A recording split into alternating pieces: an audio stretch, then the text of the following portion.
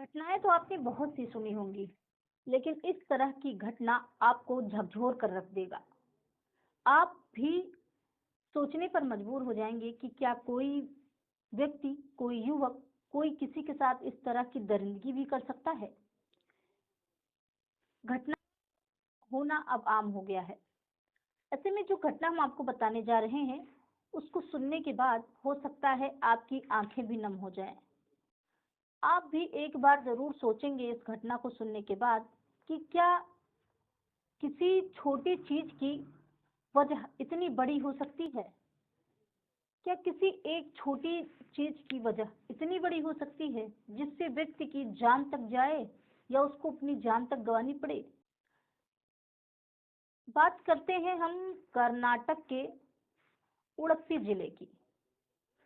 कर्नाटक के उडुपी जिले के ब्रह्मावर तालुका की, जहां पर एक अपार्टमेंट है, जिस अपार्टमेंट का नाम है मिलन अपार्टमेंट। यहाँ पर एक परिवार खुशी खुशी रहता था। बात 2021 की है। 2021 में जो पति था, उसका नाम था रामकृष्ण गनिगा और पत्नी विशाला गनिगा और उसकी 7 वर्ष की बेटी आरवी गनिगा। ये तीनों उस मिलन अपार्टमेंट में खुशी खुशी रहते थे। दरअसल पति है रामकृष्ण गनिगा, ये उडुपी के बिजनौर गांव का रहने वाला है। और जो पत्नी है विशाला गनिगा, पत्नी जो विशाला गनिगा है, उनका मायका भी इसी जिले के गुजारी नाकवाड़ी में पड़ता था। अब विशाला जो है 29 जून 2021 को इंडिया आ गई। पति था वो विदेश में जॉब करता था और उनका पूरी परिवार का जो है इंडिया आना जाना लगा रहता था। अब पति जब बाहर विदेश में रहता था, तो पति ने एक फ्लैट अपनी पत्नी के नाम पर इंडिया में ले रखा था, जहां पर उसका जो जिला पड़ता है, उसके ससुराल के थोड़ी दूरी पर उसने एक कमरा ले रखा था, यानी कि एक फ्लैट ले रखा था, जिसका नाम था मिलन अपार्टमेंट। विशाला जो है वो 29 जून 2021 को इंडिया आई अपनी बेटी को लेकर। 9 जून को विशाला की फैमिली, यानी कि उसके माता पिता और उसकी बहन उससे मिलने आए। लगभग 2-3 दिन तक वे लोग साथ रहे और 12 जुलाई को जब जो विशाला है उसके माता पिता और उसकी बहन जब जाने लगे, तो विशाला ने सोचा कि हम भी जाकर घूम आते हैं, बच्ची का भी मन बहल जाएगा। ऐसे में उसने भी प्लानिंग की और उसने भी अपने माँ बाबूजी से कहा कि आप रुकिए माता पिता जी, मैं भी आपके साथ चलती हूँ। ऐसे में माँ बाप भी खुश हो गए कि बेटी चलेगी, कुछ दिन साथ रहेगी, हो सकता है उसको फिर बाहर जाना पड़ जाए, तो चलेगी तो साथ में रहेगी। फिर फटाफट क्या होता है, विशाला जो है वो अपना बैग पैक करती है और अपनी बेटी को लेती है, उसको तैयार करती है और अपने माँ बाप के संग वो चल देती है। जब वो चल देती है, तो जैसे ही वो अपने मायके के पास पहुंचती है, यानी आपके अपने कॉलोनी में पहुंचती है, वैसे ही एक फोन आता है। वो फोन होता है उसके पति रामकृष्ण गनिगा का। उसका फोन आता है और वो कहता है बैंक में कुछ पैसे भेजे हैं, उसको जाकर निकाल लो, हो सकता है कुछ काम आए। उतने में वो जिस ऑटो से वो लोग गए थे, वो ऑटो वाला जो विशाला गनिगा है उसी के जानने वाले का था, यानी कि जो उनके माता पिता हैं उनके जानने वाले का था। और जो विशाला गनिगा थी वो अपनी बेटी को, अपनी 7 वर्षीय बेटी को अपने माँ पिताजी को देती है और कहती है कि आप इसको तब तक संभालिए और मैं इसी ऑटो से जाती हूँ, अभी इनका फोन आया था और कुछ पैसे बैंक से निकालने हैं और बैंक से पैसे निकाल कर मैं इसी ऑटो से वापस आ जाती हूँ। घर वालों ने सोचा कि हो सकता है पति ने कुछ पैसे भेजे हैं निकालने के लिए, कहा हो सकता है कोई ज़रूरत पड़ जाए। तो उन्होंने कोई भी सवाल जवाब न करते हुए माता पिता ने कहा कि ठीक है, इसी ऑटो से जाओ और फिर जल्दी से लौट कर आना। फिर जो विशाला गनिगा थी वो उसी ऑटो से चल देती है। अब जब उस ऑटो से जाती है तो ना तो वो बैंक पहुंचती है और ना ही वो अपने अपार्टमेंट में पहुंचती है। अब धीरे धीरे समय बीतता जाता है, 1 घंटे हो जाते हैं, 2 घंटे हो जाते हैं, लेकिन माँ बाप सोचते हैं कि हो सकता है बैंक में भीड़ हो सकता है सर्वर डाउन हो, ऐसी तमाम समस्याएं सामने तो आती ही रहती हैं। अब धीरे धीरे जब 5-6 घंटे बीत जाते हैं तो माँ और जो उसके पिता थे उनको थोड़ा सा शक होता है। वो सोचते हैं कि आखिर ऐसा क्या हो गया कि बेटी बैंक गई थी और 5 से 6 घंटे हो गए अभी तक लौट कर नहीं आई। अब वो पास में ही जो उसका अपार्टमेंट था जहाँ वो रहती थी, तो वो सोचते हैं उनके पिताजी कि हो सकता है बैंक से आने के बाद थक गई हो और सो गई होगी, जाके एक बार देखता हूँ ऐसी क्या बात हो गई जो वो 1 घंटा बोल कर गई थी अभी तक नहीं आई। अब ऐसे में वो लोग जब बैंक पहुंचते हैं तो बैंक में विशाला नहीं मिलती है। फिर वो लोग उसके अपार्टमेंट में जब पहुंचते हैं तो दरवाजा जैसे ही छूते हैं तो दरवाजा अपने आप खुल जाता है और सामान पूरा कमरे का बिखरा पड़ा था, लेकिन उनको कोई चीज नजर नहीं आती है। तभी जब उनकी नजर जमीन में पड़ती है तो जमीन में वो देखते हैं कि उनकी बेटी विशाला गनिगा जमीन में पड़ी हुई है और वो झट से उसको छूते हैं और उसकी सांस को चेक करते हैं कि क्या इसकी सांसें चल रही हैं या फिर इसकी सांसें रुक गई हैं। लेकिन पिता जब उसकी सांसों को चेक करते हैं तो पिता की हिम्मत टूट जाती है। उस समय जो विशाला गनिगा थी उसकी मौत हो चुकी थी।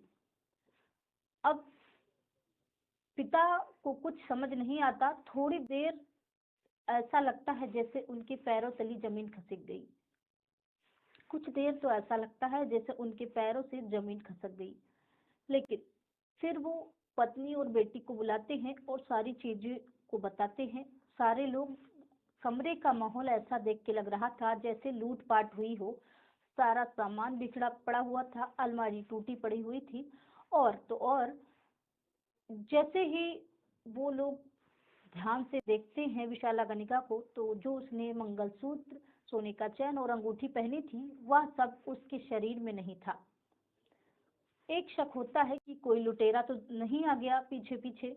फिर विशाला गनिका के जो पिता होते हैं वो तुरंत पुलिस को फोन करते हैं। ऐसे में पुलिस सूचना पाकर तुरंत आती है और उस जगह जैसे ही पुलिस पहुंचती है, कमरे का जो हाव भाव माहौल देखकर पुलिस भी सन्न रह जाती है।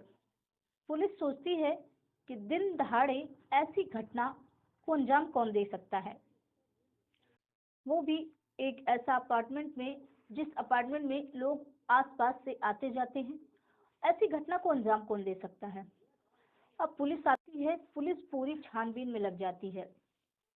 पुलिस को कोई सुराग नहीं मिलता, ना तो उस अपार्टमेंट में कोई सीसीटीवी कैमरा था और ना ही आसपास कहीं पर सीसीटीवी कैमरा लगा था। अब पुलिस जो है वो एक टीम गठित करती है। अब पुलिस के द्वारा 4 सदस्य टीम गठित की जाती है। 4 टीमों का गठन किया जाता है जिसमें हर चीज बारीकी से पता लगाने की बात तय होती है। अब पुलिस अपने जांच में जुटी थी, लेकिन 3 दिन बीत गए लेकिन कोई भी सुराग नहीं मिल पाया था कि आखिर किस कारणवश इसकी हत्या हुई थी और हत्या किसने की थी। अब धीरे धीरे चौथे दिन जब पुलिस एक बार फिर मौके पर जाती है तो वहां पर रखे टेबल पर उसकी नजर पड़ती है। देखती है कि वहां पर 2 कप रखे हुए हैं जिसमें थोड़े थोड़े चाय बचे थे। अब थोड़े थोड़े चाय बचे थे तो पुलिस तुरंत उसको देखती है। फिर उसके बाद पुलिस के मन में शक होता है कि कोई तो आया था जिस जो चाय भी साथ में पिया है, उसके बाद उसने इस घटना को अंजाम दिया है।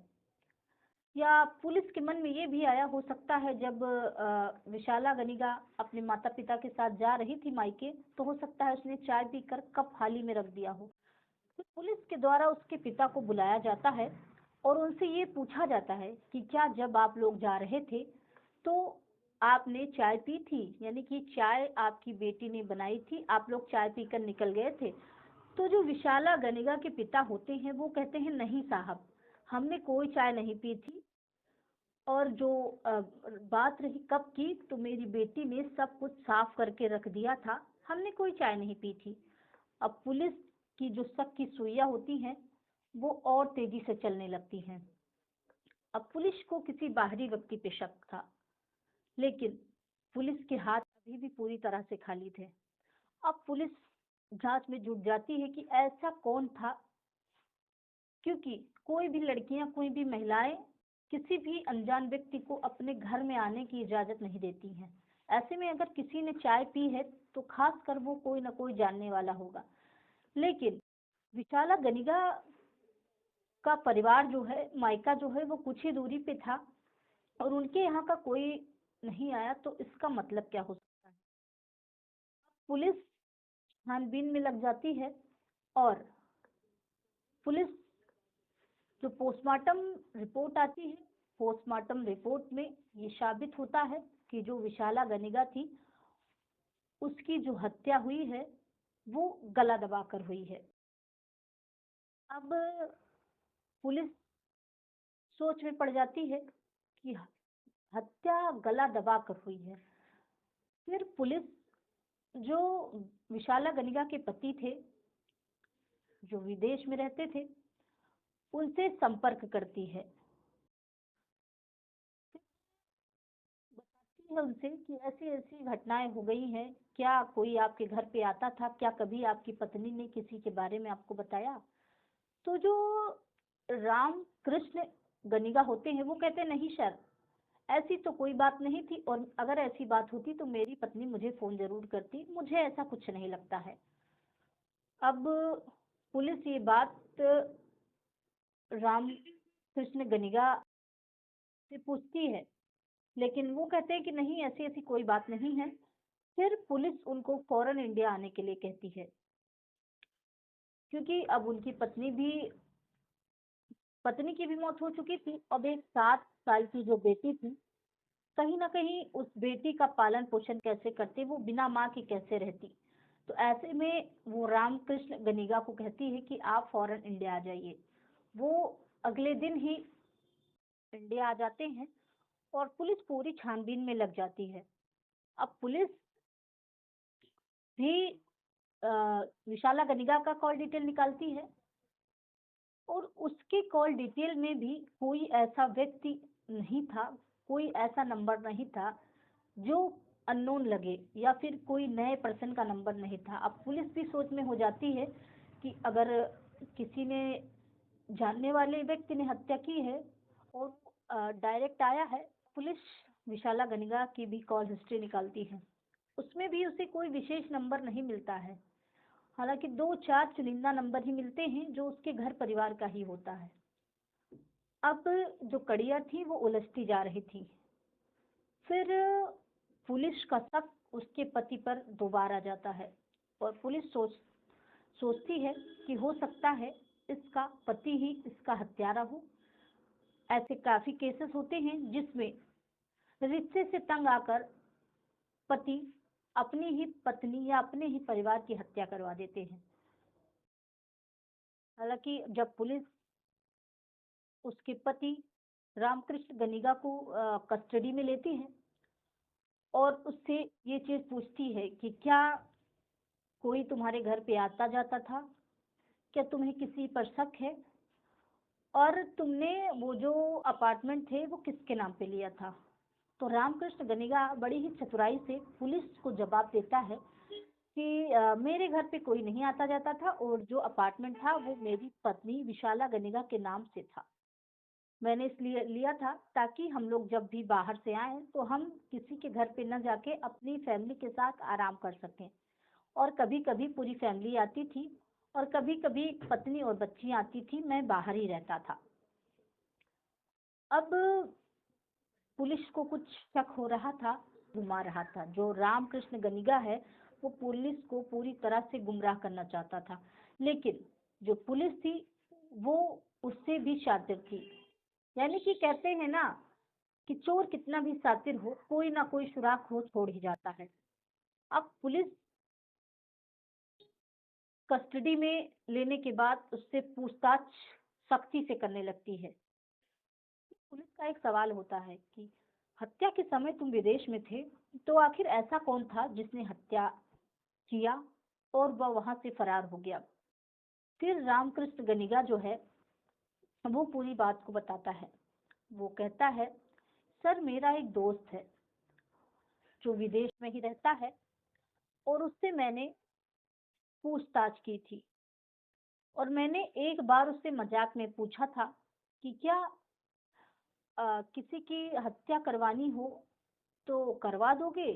तो उसने कहा था कि बहुत ही आसान है, ऐसा ऐसे कई लोग होते हैं जो कॉन्टेक्ट किलर होते हैं, वो पैसे लेते हैं और आप जिसको बताते हैं उसकी हत्या कर देते हैं। यानी कि हर चीज का आप सौदा होने लगा। रामकृष्ण गनिगा इन सब चीजों से अनजान था। उसने कहा ठीक है, तुम अगर तुम्हारे संपर्क के हूँ तो मुझे बात करवा दो। तुरंत धर्मेंद्र ने कहा, नहीं नहीं, वो मेरे जानने वाले तो हैं लेकिन बहुत दूर के जानने वाले हैं और वो यहाँ के नहीं हैं। वो दरअसल मुंबई महाराष्ट्र के रहने वाले हैं। तुरंत ही उसने कहा रामकृष्ण गनिगा ने कि हाँ यार, मुझे जो घटना है, जो हत्या करवानी है वो मुंबई में ही करवानी है, उससे मेरी बात करवा दो। फिर जो उसका दोस्त था उसने उस जो कॉन्टेक्ट किलर था उससे बात करवाया। उससे 5 लाख में डील डन हुई।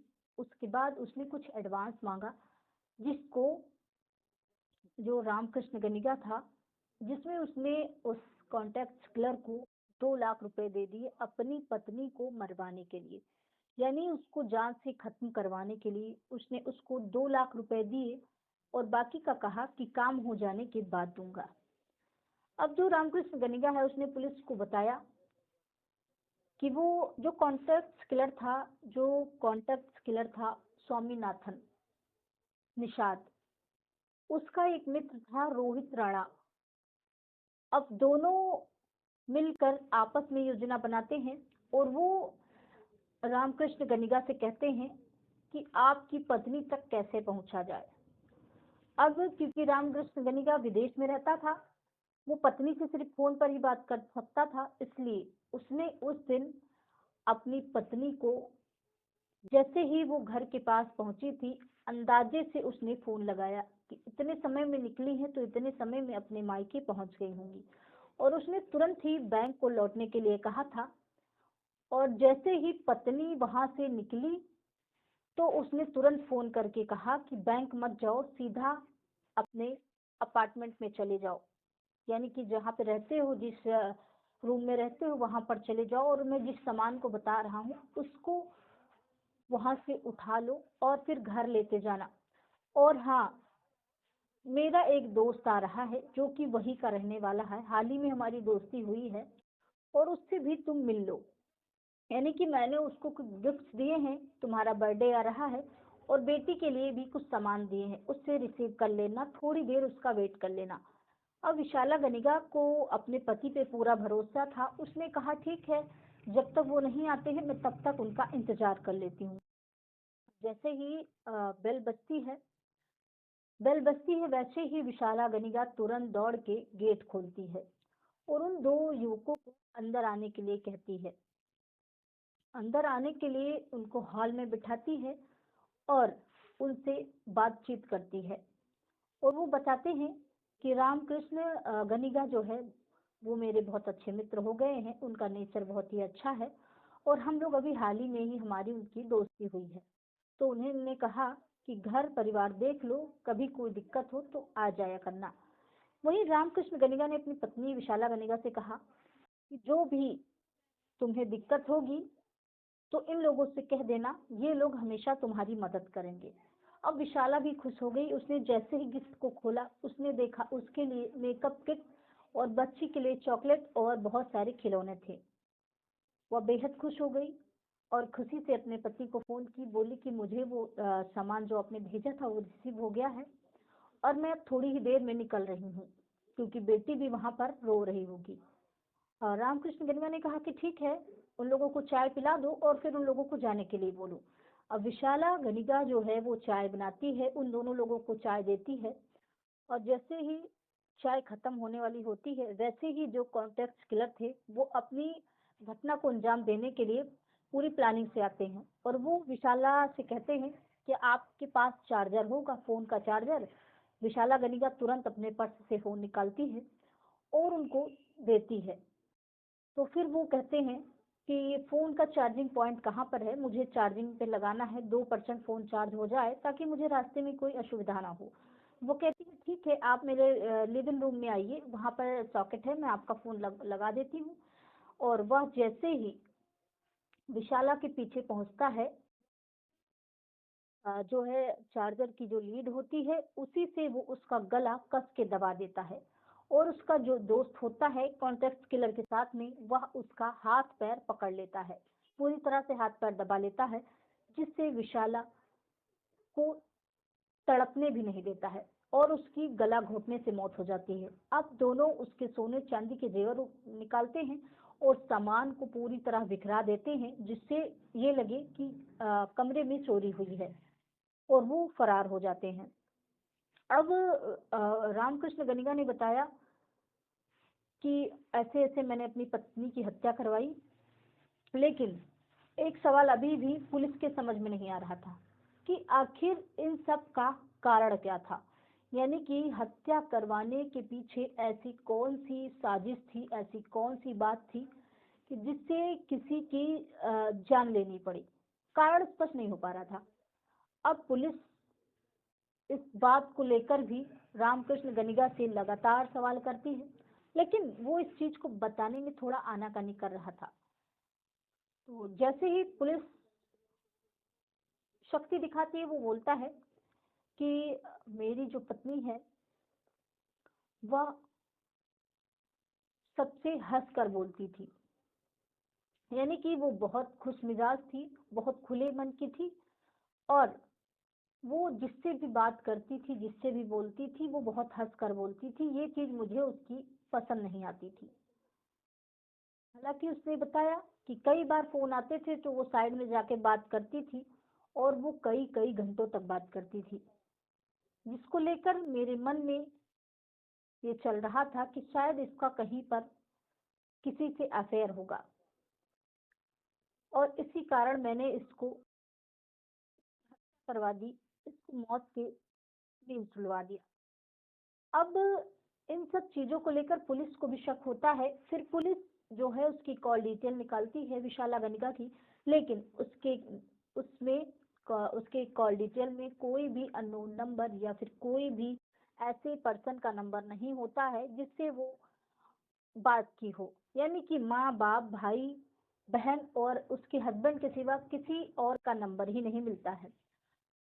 अब पुलिस हालांकि पुलिस ने जो रामकृष्ण गनिगा उसका पति है उसको गिरफ्तार कर लिया है और जो कॉन्टेक्ट किलर था स्वामीनाथन निषाद, उसको भी पुलिस ने गिरफ्तार कर लिया और उसका जो एक साथी था रोहित राणा को भी पुलिस ने गिरफ्तार कर लिया है। लेकिन स्वामीनाथन निषाद जो था वो पुलिस की पकड़ से बच रहा था, यानी कि उसने काफी भागने का प्रयास किया, लेकिन लास्ट में उसको पुलिस ने धर दबोचा। जो स्वामीनाथन निषाद था वह गोरखपुर का रहने वाला था और पुलिस की पकड़ से अभी भी एक युवक था, वो फरार चल रहा था, यानी कि धर्मेंद्र कुमार। धर्मेंद्र कुमार जो कि रामकृष्ण गनिगा का मित्र था, जो विदेश में रहता था, अभी पुलिस से फरार चल रहा था, यानी कि विदेश में पुलिस उसको अरेस्ट कैसे कर सकती थी। अब पुलिस इंतजार कर रही थी कब वो इंडिया आएगा। ऐसे में एक दिन सूचना पुलिस को मिलती है कि जो है धर्मेंद्र कुमार वह इंडिया आ रहा है। जैसे ही वह एयरपोर्ट पे पहुंचता है, पुलिस उसको वहां से धर दबोचती है। अभी कहानी हमने आपको सुनाई है, इसमें आप सोच सकते हैं कि किस प्रकार से जो शक होता है वो शक किसी का जान ले सकता है। हमें नाजायज किसी पर भी शक नहीं करना चाहिए, क्योंकि जो शक होता है, वो जो शक का कीड़ा होता है, वो दिमाग में बैठ जाने के बाद और कोई चीजें हमें नजर नहीं आती, सिर्फ और सिर्फ हमें शक ही शक नजर आता है। ऐसे में अगर रामकृष्ण गनिगा शक ना करता, अपनी पत्नी से फ्रैंक होकर पूछ लेता, तो शायद हो सकता है उसकी पत्नी आज जिंदा होती, उसकी 7 साल की बच्ची के सर से माँ का साया जो उठ गया वो भी ना उठता।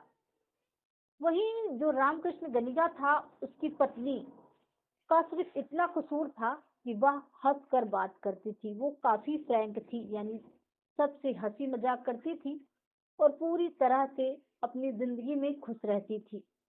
ये चीज देखकर रामकृष्ण गनिगा उसके पति को लगता था कि उसका किसी से अफेयर चल रहा है, जिसके नाते उसने इतनी बड़ी घटना को अंजाम दिलवाया। अब इस कहानी का अंत यहीं पर नहीं हुआ।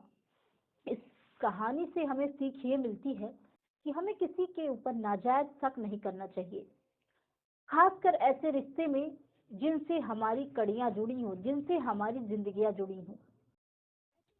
देखने के लिए आप हमारे पेज को इंडियन क्राइम डायरी को फॉलो कर सकते हैं, और आपकी क्या राय है इस स्टोरी पे हमें कमेंट में ज़रूर बताएं। अगर हमारी वीडियो अच्छी लगे तो वीडियो को लाइक करें, चैनल को सब्सक्राइब करें। जय हिंद।